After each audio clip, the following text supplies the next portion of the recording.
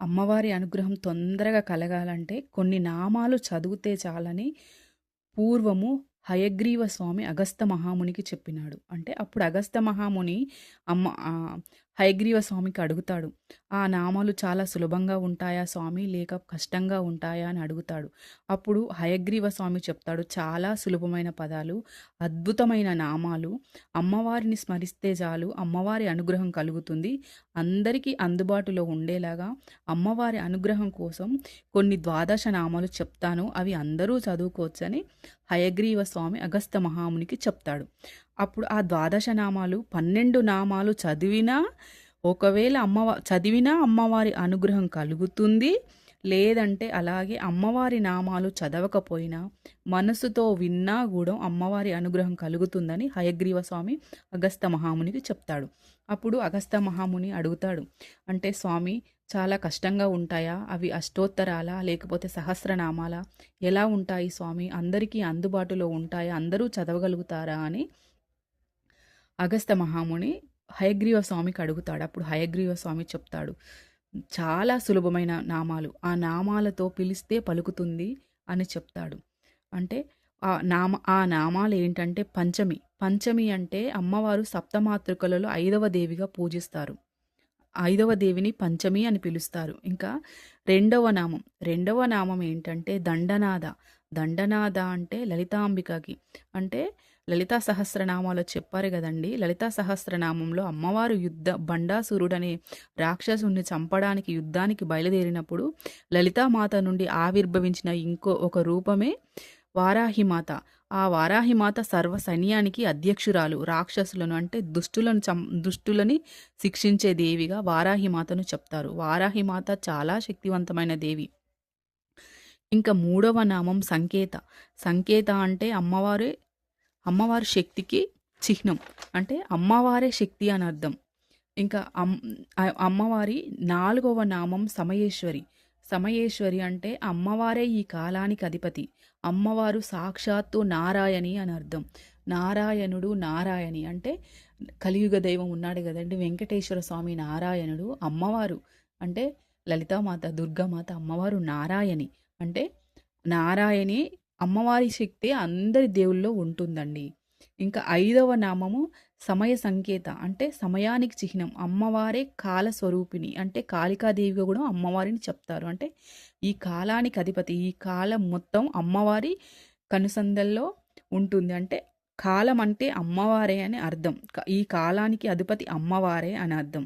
ఇంకా 6వ నామం వారాహిదేవి. వారాహిదేవి అంటే వరాహస్వామియే ఒక స్త్రీ రూపంలో ఉన్న వారాహిదేవిగా చెప్తారు. ఇంకా వరాహస్వామి వారాహిదేవిగా ఎలా ఉద్భవించాడనేది ఇంకో స్టోరీలో నేను చెప్తానండి. ఇంకా అమ్మవారి 7వ నామం పోత్రినిదేవి. పోత్రినిదేవి అంటే కూడా వరాహస్వామి యొక్క స్త్రీ రూపముగానే శక్తిగానే చెప్తారండి. ఇంకా 8వ నామం అమ్మవారి పేరు వార్తాళి. వార్తాళి అంటే అమ్మవారే వర్తమాన భూత భవిష్యత్తు కాలాలని తెలిపే శక్తి. అంటే అమ్మవారు త్రికాలాగ్నురాలు. అంటే జరిగింది తెలుసు, జరగబోయేది తెలుసు, జరిగింది తెలుస్తుంది, జరుగుతున్నది తెలుస్తుంది, జరగబోయేది తెలుస్తుంది. అంటే తను కాలానికి అధిపతి, తనే త్రికాలాగ్నురాలు. అంటే అమ్మవారు ఎవరో కాదండి, సాక్షాత్తు పరమశివుడు. పరమశివుడు అంటే ఎవరో కాదండి, సాక్షాత్తు అమ్మవారే. లలిత పారాయణం చేస్తే అది మనకు అర్థమవుతుంది, అమ్మవారే సర్వం అనేది. ఇంకా 9వ నామం మహాసేన. మహాసేన అంటే కూడా లలితా సహస్రనామంలో చెప్పారు కదా, బండాసురుని చంపడానికి అమ్మవారు యుద్ధం చేశారు. ఆ యుద్ధంలో అమ్మవారికి సేన కావాల్సి ఉంటుంది. అప్పుడు లలితామాత నుండి ఆవిర్భవించిన రూపమే వారాహిమాత. అప్పుడు వారాహిమాత నుండి చాలా అమ్మవారులు ఆవిర్భవిస్తారు. మహాసేన, ఆ మహాసేనకు అమ్మవారు అధ్యక్షురాలుగా ఉండి బండాసురుని మీద యుద్ధం చేస్తారు. ఇంకా 10వ నామం ఆజ్ఞాచక్రేశ్వరి. అంటే అమ్మవారు ఆజ్ఞాచక్రానికి అధిపతి. అంటే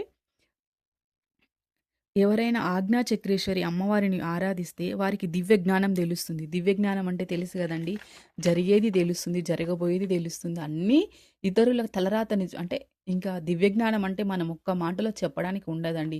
దివ్య జ్ఞానం అంటే అనంతం అది. ఇంకా 10వ నామము శివ. శివ అంటే శుభములు కలిగించే దేవి. అంటే అమ్మవారిని ఎవరైతే పూజిస్తారో వారి ఇల్లు ఎప్పుడు శుభములు కలిగి ఉంటుంది. శివ అంటే ఎవరండి? శివుడు, సాక్షాత్తు పరమశివుడు. పరమశివుడు అంటే ఎవరు? సాక్షాత్తు అమ్మవారే అని అర్థమండి. ఇది మనకు బాగా అమ్మవారి గురించి తెలిసినప్పుడు మనకు అర్థమవుతుంది. ఈ ప్రపంచం మొత్తం, ఈ ప్రకృతి మొత్తం అమ్మవారే అనే విషయం మనకప్పుడు అర్థమవుతుంది. అంటే అమ్మవారిని ఎవరైతే పూజిస్తారో వాళ్ళ ఇల్లు ఎప్పుడు ఆహ్, సుఖ సంతోషాలతో వర్ధిల్లుతుంది వాళ్ళ ఇల్లు. ఇంకా అమ్మవారి 12వ నామము అరిగ్ని. అరిగ్ని అంటే శత్రువులను సంహరించే దేవి.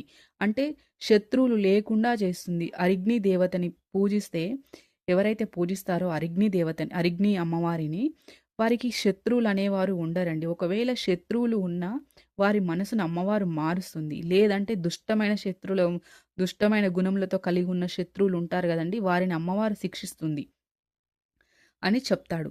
ఇంకా హయగ్రీవ స్వామి అగ అగస్త్య మహామునికి ఇంకా ఏం చెప్తాడంటే, ఎవరైతే ఈ 12 నామాలు చదువుతారో అమ్మవారే వారికి కవచంలా ఉండి వారిని కాపాడుతుంది అంట. అంటే ఈ 12 నామాలు వారాహి నవరాత్రులలోనే కాకుండా ఎప్పుడైనా అమ్మవారిని పూజిస్తే తప్పకుండా వారి బాధలను తొలగిస్తుందంట అండి. ఇది నిజమండి. అమ్మవారిని వారాహి నవరాత్రులోనే కాదు, ఎవరైనా మీకు చాలా బాధలున్నాయి, మీకు చెప్పుకోలేని బాధలున్నాయి, ఆ బాధలు మీకు తీరట్లేదు, ఎవరు ఆ బాధలను తీర్చట్లేదు అంటే మీరు ఫైనల్‌గా దేవత దగ్గరికి వెళ్ళండి. ఈ నామాలతో పూజ చేయండి. ఈ నామాలతో పూజ చేయడం కూడా చాలా సులభంగానే చెప్పినారు. ఎట్లా అంటే అమ్మవారికి పువ్వులు, నైవేద్యము, ఇంకా అక్షింతలు, కుంకుమ వేసి అమ్మవారిని ఒక్కొక్క నామానికి కుంకుమ వేస్తూ, ఒక్కొక్క నామానికి పువ్వు వేస్తూ, అక్షింతలు వేస్తూ అమ్మవారిని స్మరిస్తే అమ్మవారి అనుగ్రహం వెంటనే కలుగుతుందంట. ఇది నేను చెప్పిన మాట కాదండి. నా జీవితంలో ఒకసారి కూడా అమ్మవారు సహాయం చేసినారు నాకు. లలితామాతని ఎవరైతే పూజిస్తారో వారికి తప్పకుండా అమ్మవారి అనుగ్రహం కలుగుతుందండి. ఇది నేను లలితా పారాయణం చేస్తాను కాబట్టి నేను చెప్పగలుగుతున్నాను ఈ మాట. అమ్మవారిని ఎవరైనా సరే బాధతో ఉన్నారు, మీకు ఎవరు సహాయం చేయట్లేదనే పరిస్థితిలో ఉన్నప్పుడు అమ్మవారి దగ్గరికెళ్ళండి. అమ్మవారి టెంపుల్స్ ఉంటాయి. అవి ఎక్కడున్నాయో కనుక్కొని వెళ్ళండి. మీకు ఎక్కడ దగ్గరలో ఉంటే అక్కడికెళ్ళి మీ బాధని చెప్పుకోండి. ధర్మబద్ధమైన బాధలు ఏ బాధలున్నా సరే అమ్మవారు తీరుస్తుందండి. ఇది నేను చెప్పడం గాదు. ఎంతోమంది భక్తులు అమ్మవారి అమ్మవారి అనుగ్రహం ఏంటో చూసినారు. ఇది నేను మీకు గూడా చెప్తున్నాను. ఇప్పుడు నవరాత్రులు అయిపోతాయి. అయిపోయిన తర్వాత గూడా మనకు కొన్ని బాధలొస్తాయి గదా! అప్పుడు వచ్చినా గూడా మీరు వెళ్ళి ఇంట్లో పూజ చేసి ఇంట్లో మొక్కుకోండి. అలాగే టెంపుల్స్‌కి వెళ్ళి ఆ అమ్మవారి నామాలు జపించడం మొదలుపెట్టండి. ఇంకా ఆ నామాలు ఏంటంటే 1 పంచమి, 2 దండనాథ, 3 సంకేత, 4 సమయేశ్వరి, 5 సమయ సంకేత, 6 వారాహి, 7 పోత్రిని, 8 వార్తాళి, 9 మహాసేన, 10వ నామం ఆజ్ఞాచక్రేశ్వరి, 11వ నామం శివ, 12 అరిగ్ని. ఈ నామాలు నా డిస్క్రిప్షన్‌లో ఇస్తాను, రాసుకొని అందరూ చదవడం అలవాటు చేసుకోండి. నీకు నిజంగా ఏ బాధలున్నా సరే అమ్మవారు తీరుస్తుందని నేను చెప్తున్నాను. అమ్మవారి అనుగ్రహం అందరి మీద ఉండాలి. అలాగే నాకున్న బాధలు గూడా తొలగిపోవాలని ఈ అమ్మవారి నామాలు నేను చదవడం అలవాటు చేసుకుంటాను. మీరు అందరూ చదవడం అలవాటు చేసుకోండి. మీకొచ్చిన బాధలకి అసలే భయపడకుండా మీకొక శక్తి ఉంది, మీకొక అమ్మవారు ఉన్నారని విషయం గ్రహించండి. అమ్మవారిని ఆరాధించడం స్టార్ట్ చేయండి. తప్పకుండా మీ అందరి బాధలు తొలగాలని నేను అనుకుంటున్నాను. ఒకవేళ నా వీడియో మీరు చివరి వరకి చూస్తే కామెంట్ అండ్ సబ్స్క్రైబ్ చేయండి. ఎందుకంటే మీరు సబ్స్క్రైబ్ చేస్తేనే, కామెంట్ చేస్తేనే నేను మళ్ళీ ఇంకా కొన్ని వీడియోస్ పెడతానండి.